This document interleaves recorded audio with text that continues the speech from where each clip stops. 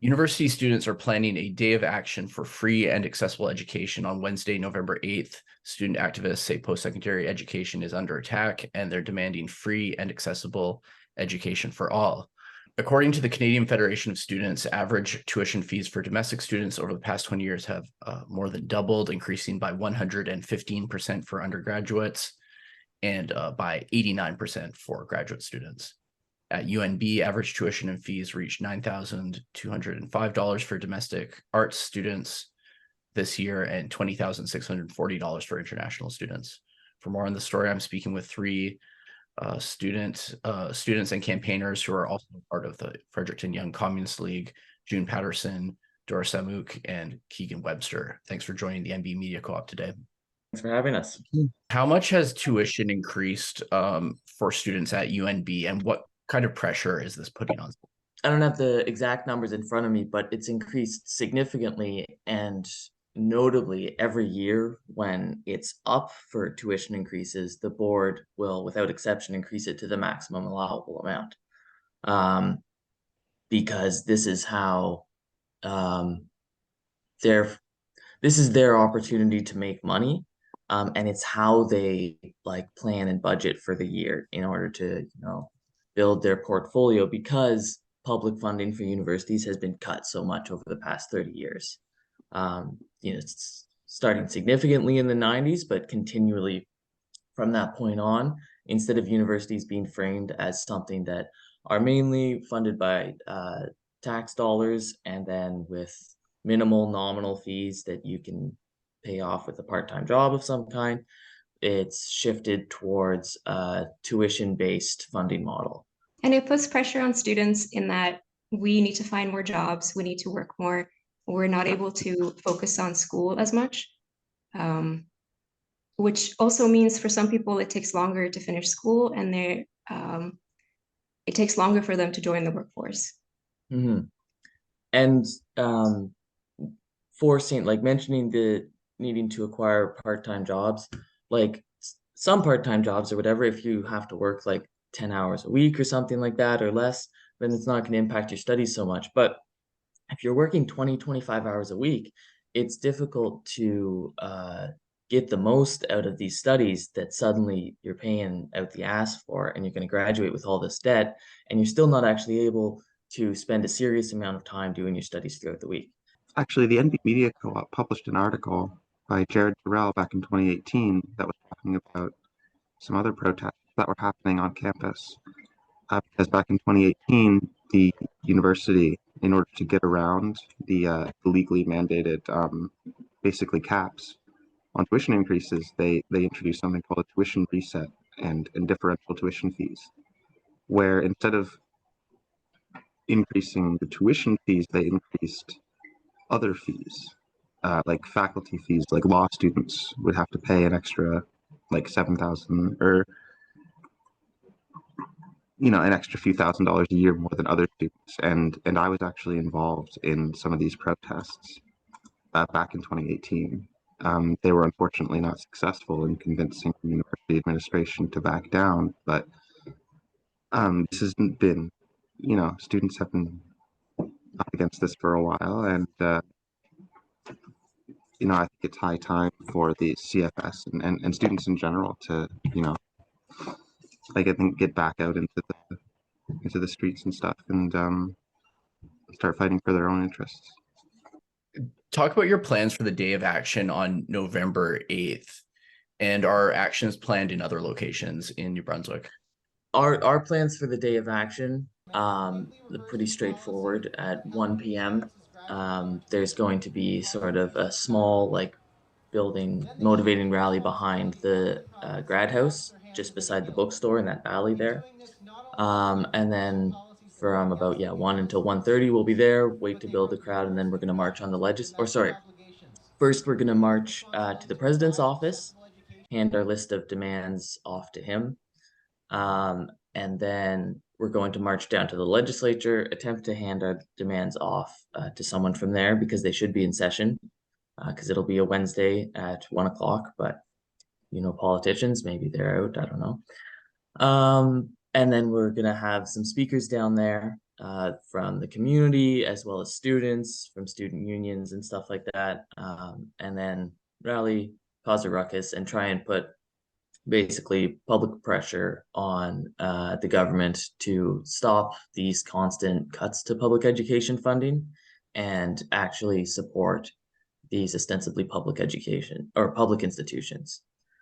As far as other actions in New Brunswick, I don't think there are any, as far as I know. We haven't heard of any other day of actions happening in New Brunswick, and that's probably because the main student organization in New Brunswick is NBSA, New Brunswick Students Association, I believe is the acronym, which is affiliated with CASA, which is the Canadian Alliance of Student Associations. CASA is essentially a competing student union national with CFS, and while outwardly they're fairly similar in their rhetoric, the CASA's main political activity is lobbying. They don't mobilize their own student members for political purposes. The CFS doesn't do this as much as we'd like them to, but they do, and we take that opportunity to help out with actions like this. But Fredericton has an action because the Grad Students Association at UNB is a member of CFS, and the undergrads at UNB and STU are not. But because we have basically a foothold in Fredericton through the Grad Student Association, that means that these sorts of actions can happen, fortunately. But there are days of action events planned all around Canada. Mm-hmm. And there is, I think there is one in Halifax, because the CFS has a presence there.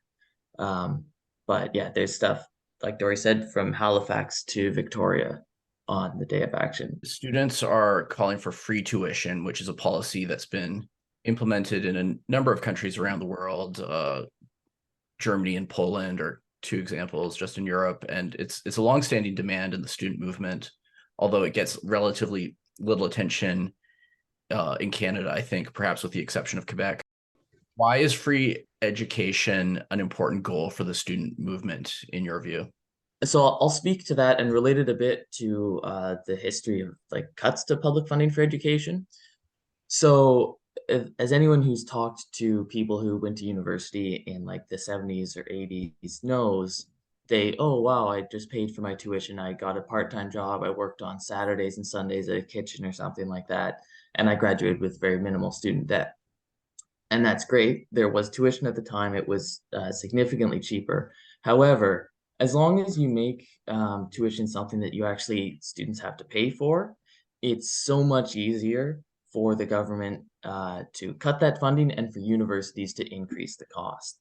As soon as you make it free at point of entry, it is a huge jump to bring back fees and to try and continue carving money out from students. It's a good comparison would be like to universal healthcare. There's no way, well, they're trying, two-tiered systems, but it's so much more difficult to make you pay for healthcare at this point. Now knowing that Canadians have the expectation that they are going to a hospital and they're not going to be billed afterwards, unless it's for, something related to eyes, teeth, or mental health.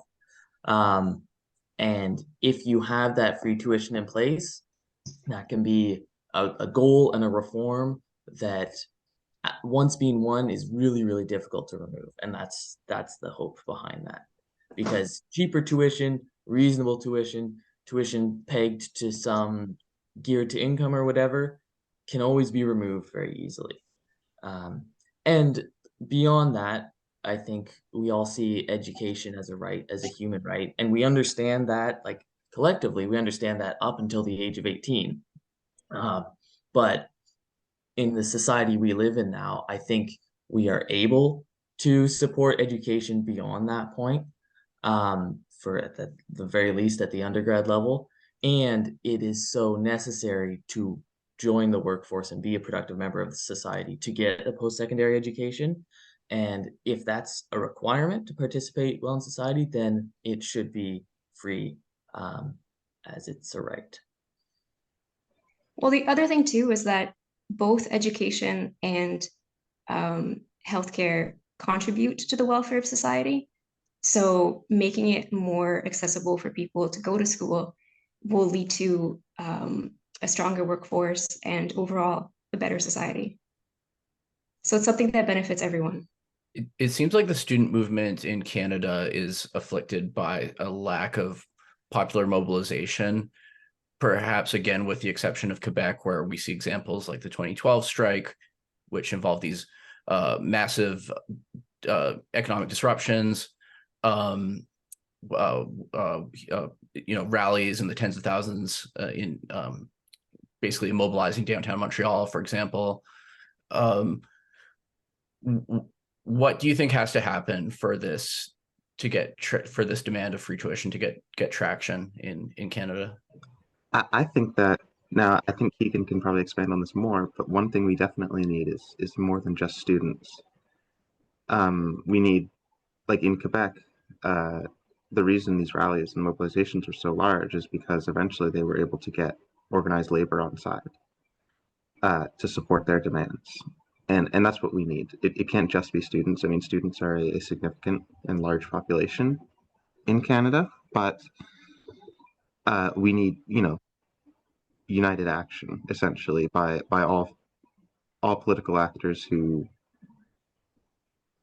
support our demands. And to continue on what I think June has mentioned already, like the CFS is willing to go out and do these actions occasionally, but this is the first one. This is the first like Pan-Canadian Student Day of Action that they've run since 2016, which is 7 years ago.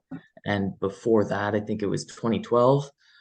And the CFS voted to do this day of action in 2020 and then just kept pushing it back and pushing it back. And, COVID was a factor, but I think also a factor was their political campaigns, and they tend to focus on, like June mentioned, lobbying and trying to have direct conversations with the government without mobilizing students. And if you don't mobilize students, you don't have any leverage in those conversations anyway, because you can say, please, Mr. Trudeau, my children are dying, my crops are burning, blah, blah, blah, blah, blah. But if there's no one outside banging on the door, and if there's not this threat of being able to shut down a city like you saw in, Montreal in the Maple Spring in 2012, you need that hammer in your other hand to be able to pound the government with, so that they actually have to respond to your demands. So they're not just going to sit you down and give you a cup of coffee and a half-hour meeting and then boot you out the door. And because CFS has focused so much on this lobbying, I think there has been a lack of building up of student organizer capacities and building those skill sets and knowing how to work in the student movements on campus. So I think that can change. And I think getting students who are passionate involved in these kinds of things and building up those organizer skills, but it's tough when the people who are like even members on the executive of your student union on campus or something like that, and this happens all the time, they're just like careerists, right? It can be a thing to add to their resume, as opposed to something where they're passionate and they want to get involved. Like, I will talk to some student union organizers, and a lot of the times they're like, oh, you want to do something? Okay, I don't really know what. Mostly I just hang out here in my office and like pass forms to my friend next door, and then they pass them. But like there's not a lot of interaction with the students on campus, which is and they don't necessarily want there to be, because the more they're doing that, the less it works as a resume builder and a networking thing. I remember when I was a student at the University of Guelph, there were, obviously some very good and qualified student union activists on our local student union, but there were also people who were there and were like friends with the administration and would hang out with them all the time because they wanted to be able to build those professional connections for use after school. instead of understanding that the administration is the one who is increasing tuition year after year and who is harvesting these students' hard-earned money just to increase their portfolio and their wealth. And you have to understand that there's like, you're in opposition with these people. This is a fight. You can't just like shake their hand and hope that they'll help you out. And they will help them out because, however, that it breaks the back of the student movement when the supposed leaders are in bed with the administration that they're supposed to be fighting. I think that can and will change, but that is what in English Canada has made it difficult to have these kind of movements and this kind of public pressure. The budget in New Brunswick for the current financial year includes, I believe it's $247.9 million in operating funds for public universities. According to a government press release, it's an increase of 8.4 million over the previous year. The government will typically point to these kinds of figures when asked to respond to demands for lower tuition. Universities may also point to student financial assistance. What is your response to universities citing financial aid, and what message do you have for the provincial government in New Brunswick? So I think the first thing I would say about financial aid is, especially in the last few years, like in Ontario in 2018, there was a large attack on OSAP to increase the proportion of loans as opposed to grants. And loans, can help you right now, but that is going to increase student debt load in the future. Grants are the important part, and those are getting whittled away at. And secondly, like the financial aid system is unpleasant to deal with, right? It's there's all these cracks that students can slip through. It's a frustrating system to deal with, and you still have people graduating with massive debt. And I just briefly wanted to speak on that, the number that you brought up about $8 million in increased funding by the New Brunswick government from a previous total of 247 million. That's like a year-over-year increase of under 4%. And we're in an inflationary environment right now. So I would not take that as any significant increase in university funding. I would take that as maybe being pegged to inflation. The budget gets bigger every year. Like, that's just how those things go, but that doesn't mean it's an actual significant increase. Yeah. That's sitting on a surplus of $1 billion. Yeah, like that's the $8.4 million means absolutely nothing when that's, you have that much extra money that Blaine Higgs is waving around as his genius in saving money. And yeah. 2015 data from StatsCan indicates that students who graduate with a bachelor's degree in this province end their studies with $40,000 in debt on average, more than anywhere else in the country except for Nova Scotia. What's the effect of graduates carrying this kind of debt? It immediately makes the pressure of finding a quality job extremely high. Because while interest doesn't accrue on your debt while you're in school, as soon as you're out, 6 months after you're out, the clock starts ticking. And if you don't significantly pay down the principal right away, you're going to be paying off that interest for a long, long, long, long time. So there is suddenly this massive expectation to be able to pay that off. Additionally, like knowing that going in, and students who are aware that, like, okay, if I go to university, my parents aren't going to be able to pay for anything. I'm going to make minimal dents on it with a summer job, but really I'll just be getting by, and like having a little bit more money in the summer. There's hesitancy to go into education if you know that you're not going to be able to pay it off, and if you don't have a professional network lined up afterwards that you'll graduate into and know that, like, oh yeah, my dad's cousin is going to hire me at his whatever engineering company or something like that. And there's also a hesitancy to pursue degrees that do not immediately translate into high-level professional careers. So what you have is students who are lower income just avoiding post-secondary in general and not being given the opportunity to learn and to enrich themselves through education. And that's something that's set aside for the frivolous classes or whatever who have the money and the resources to go to university and not graduate with any debt. Obviously, people still do, but one of the main things is that it's a turnoff to people who otherwise would love to join the world of higher education, but just know that it would be a life-crippling debt that they'd be adding, and they wouldn't have any way of paying that off. It would make it harder for them to own a home in the future, to start a family, and at the point in your life where you start to work full time, you're suddenly starting, 200 yards behind a lot of other people. And that's just too much to stomach for a lot of people, which is a shame because I'm sure we all know people who were brilliant in high school, but we're just like, I can't do this to myself. Sure, there's scholarships, they're very minimal, they're hard to come by.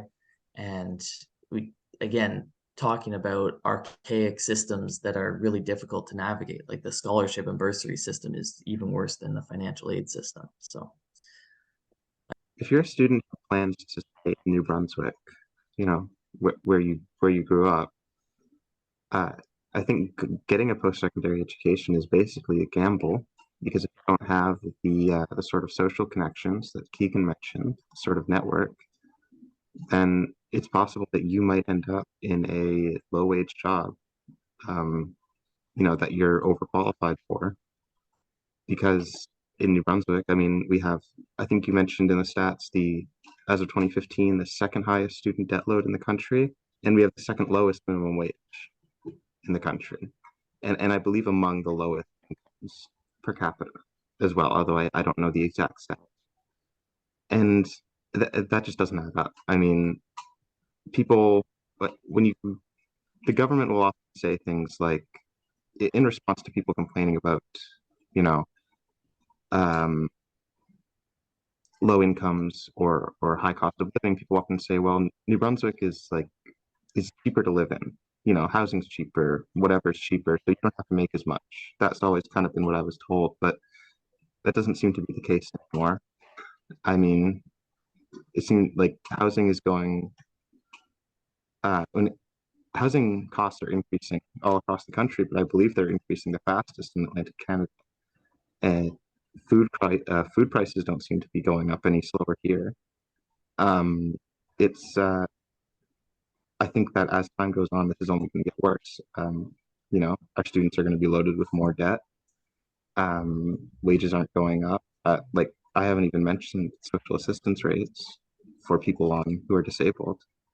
I mean, what if you're in on the job after you take on all this student loan debt? I mean, it's all of this basically is to say that like if you want to live in New Brunswick, they don't make it easy for you, right? Especially if you want to get an education here and work here as a professional. And we need more skilled workers in New Brunswick, particularly in healthcare. So making education more affordable will lead to people wanting to stay in New Brunswick. Just wrapping up, anything else you want to add before we finish up today? I'd like to talk about international students a little bit. Mm-hmm. I think they pay 5 times more as domestic students. And I read the population growth report from the NB Multicultural Council, and they were talking about how we need to focus on immigration to grow our population, particularly in Fredericton. And I feel like making education more accessible and affordable for international students will lead to more immigration and therefore more population growth and more skilled workforce in Fredericton. And also all over Canada as well. Like international students contribute so much to the country that they deserve to, pay less, just as anyone else. And unfortunately, like international students are gouged by universities. They're seen as basically cash cows. Mhm. Basically, the university is able to, I think the way they see it is that they can see like, oh, we're international students, so we can basically jack tuition as high as we want and only attract the really well off, um, you know, immigrant community, people from wealthy families in other countries who want to send their children to get education here in Canada.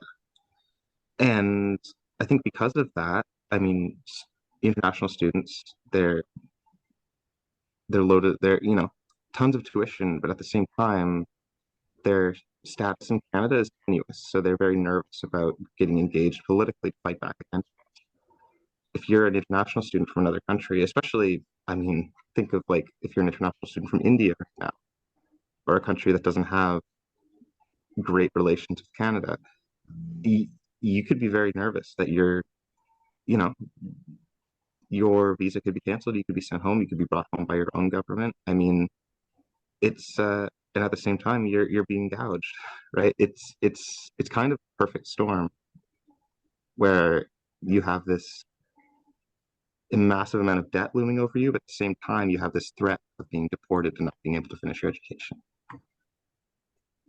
And it's not fair. Since we get so much from international students, we should also give back and make it easier for them to come here and have more protections.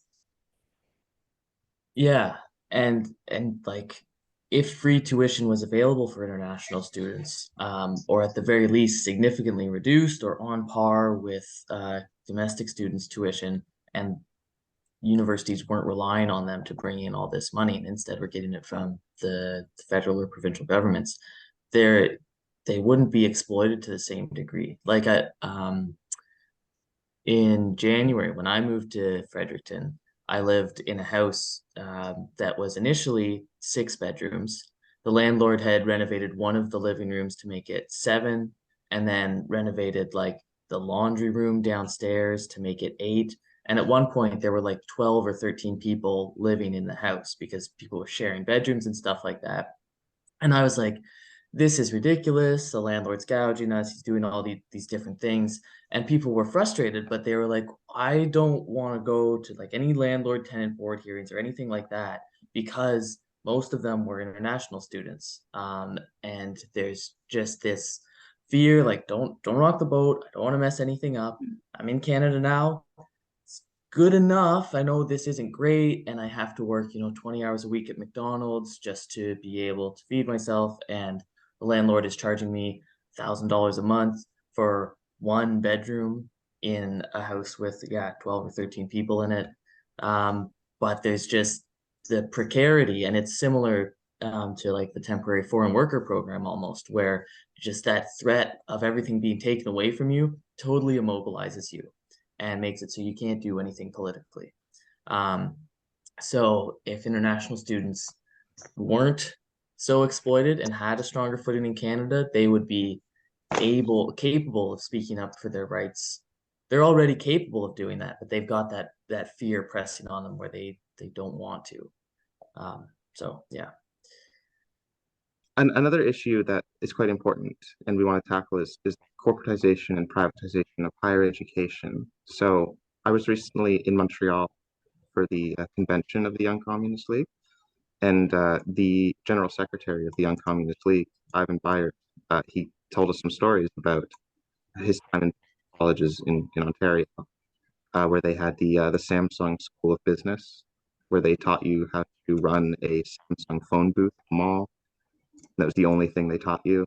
The GM School of Auto Repair, where they taught you to plug a diagnostic machine into a GM car that told you which piece to order. I mean, this is not higher education. This is basically just work. This is workplace like training.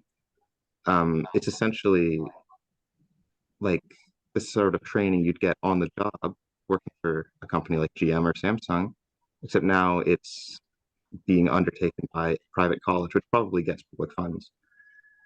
And when you want to bring it back to New Brunswick, I noticed that in the student union building, there's recently been an office of J.D. Irving opened. I don't exactly know I know what they're doing there. They're running the forestry program. but it almost seems like a conflict of interest. I mean, we have the largest natural resources monopoly in the province, has an office directly on campus of their their largest training ground. It's I mean, I think it was kind of an open secret before how involved JDI was in UNB, but now they seem to just be formalizing it. And I think this sort of thing, we need to push back on it. They're basically just getting away with it. And I think a lot of students they don't feel too bad about it because, maybe it seems a little bit icky, but you have a job lined up after you're done, right? A job that's probably better than working at McDonald's. So in a way, it almost buys off a certain amount of the student body, but this is going to contribute in the long term to the degradation of our education system. Eventually, I wouldn't be surprised if we saw the J.D. Irving School of Forestry just directly open up on campus. And to build off of what June was saying with Irving, like here, but also elsewhere in Canada, like large companies like that, especially, resource monopolies, when you're talking about forestry, are able to not only they get a place on campus, an office of recruitment, et cetera, they also get to direct research. And because the funding's coming from them, they get to say, this is what we're going to be looking at. We're going to make sure that we are still profitable under climate change scenarios, and like ensuring that our lumber yields aren't going to go down by more than 2 or 3% or something like that. And it's still research, it can be used in some way, but the fact that a private corporation gets to control public money, because it's partially public money as well, and also all the research programs of these graduate students, to make sure that they're profiting from it, and that some arms of the UNB can exist as externalized costs of research and development that Irving Corporation should be taking on wholly themselves. But instead, they get to externalize those costs and privatize the profits, because they get to use that new research in their techniques for harvesting lumber or whatever else it may be. I just briefly, like, expanding on the Samsung School of Business and that kind of thing. There's also, you see all the time, coding boot camps run by Google or something like that, where instead of a 4-year computer science degree, it's 6 months to teach you how to code in like one specific language, so that you can go and get a job at Google working remote, or maybe like working for UPS here or something like that. And again, it's not, you don't get like a holistic understanding of computer science, you get the ability to work a job. And then that's all it is. It's a ticket. So yeah, and that's not how I think we should view higher education. With respect to corporate sponsorship of universities, the NB Media Co-op has just published a new report about Dartmouth College in New Hampshire, where a group of climate activists have released a report taking issue with the Arthur Irving Institute for Energy and Society. Report by Fossil Free Dartmouth is called Investigating Irving, and raises questions about greenwashing and the potential undermining of academic credibility. And you can read that on nbmediacoop.org. And before we go, at the time of recording this interview, Friday, November 3rd, students are planning to rally including at St. Thomas University, to divest from fossil fuels. Rally followed by a march to the New Brunswick legislature at 11 a.m. I know that that you're part of the students who are going to be taking part in climate rallies today. Just briefly, could you comment on the movement for climate justice and the climate crisis from your perspective as students? Sure. I can talk briefly about the divest movement, because it's something I was involved with at the University of Guelph. So universities, like across the board, will have these large portfolios, and oftentimes they're directly investing and supporting fossil fuel companies. including, ones that are trying to build pipelines across Indigenous land that are, there was one in an expansion of the oil sands in northern Alberta that I was reading about earlier this week, where they're bisecting this massive wetland and building like a 14-kilometer long wall down the middle of it so that half of it can be used for oil sands, bitumen work or whatever, and then the other half gets to stay as a wetland. But obviously by cutting it in half, you're destroying the ecological integrity. You have no idea the consequences of that. And the fact that these institutions of higher education are investing and supporting those companies just because, well, okay, if Trudeau is able to keep pushing these pipelines through, then it can help our bottom line, to me is despicable. So the public pressure of students to stop funding these projects and to no longer invest in fossil fuel corporations, I think is really important, because universities position themselves as looking towards the future, right? And trying to acquire this knowledge, highfalutin ideas of human achievement and things like that. However, if we keep investing in fossil fuels, none of that can come to fruition. So I think it's hypocrisy, and something that should not be supported. So I am in full support of the divest movement, which is a Canada-wide thing. Like, it's because of the how common it is for university administrations to invest in fossil fuels. Pretty much on every major campus, there's some kind of divest movement, and you'll see it with the big black X on an orange background. Is the typical sign for it. I don't know if Dory wants to speak to it as well. I don't have much to add. I think it's very important for students because climate change affects our future. It affects our future prospects for work. It'll affect our health. Already we're seeing disruptions in school from major weather events.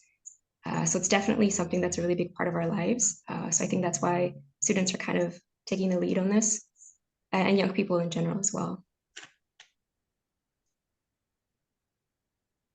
Well, I've been speaking to June Patterson, Doris Samuk, and Keegan Webster, students and campaigners who are part of Fredericton Young Communist League. They're involved in a day of action in Fredericton for free and accessible education on Wednesday, November 8th.